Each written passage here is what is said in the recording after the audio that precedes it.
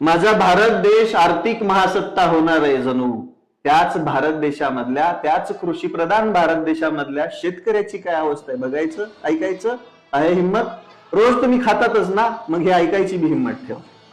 काय म्हणले पहिला म्हणतो बारा पुढचे तरी मला पैसे घ्या कुठून आले तुम्ही? मोठ होऊन राहिला लिलाव झाला तिला झाला नाही आले 100 केला म्हणतो का म्हणून नाही कोणी कोणतं बारा करतो तरी द्या तरी नाही दिले ना। किती भाजी होती?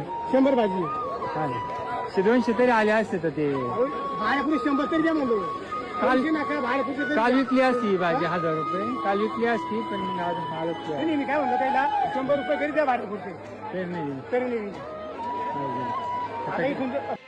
100 पेंड्या भाजीच्या 100 रुपये द्या फक्त भाडं गेलंय तेवढं द्या। आणि ही अवस्था आहे कृषी प्रधान भारतातील जगाच्या पोशिंद्याची।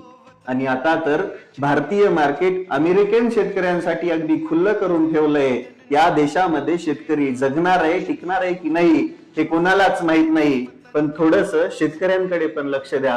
त्याची परिस्थिती दिवसेंदिवस खराब होत चालली आहे। तुम्हाला हे ऐकायला मजाक वाटत असेल, आम्ही बोललेलं तुम्हाला दिसत असेल, पण एकदा कधी शेताच्या बांधावर येऊन बघा। त्या शेतामध्ये राबत असताना त्या शेतकऱ्याला काय अडचणी येतात ते बघा। तो माल तो मार्केटमध्ये घेऊन जातो त्यावेळेस त्याला काय सहन करावं लागतं या व्हिडिओ मध्येच नाही त्या शेतकऱ्याच्या डोळ्यात तुम्हाला दिसतंय। खाता त्या भाकरीला तरी जागार। एक दिवस हा शेतकरी संपला ना तुमच्यावरती पण उपासमारीची वेळ येईल। आणि हा शेतकरी भारतात आला शेतकरी तर भविष्यात नाही लवकरच संपण्याच्या मार्गावरती आहे। कारण की इथल्या नाजायज आणि भिकारचोट सरकारला शेतकऱ्याचं काहीच घेणं देणं नाही आणि हीच वस्तुस्थिती आहे।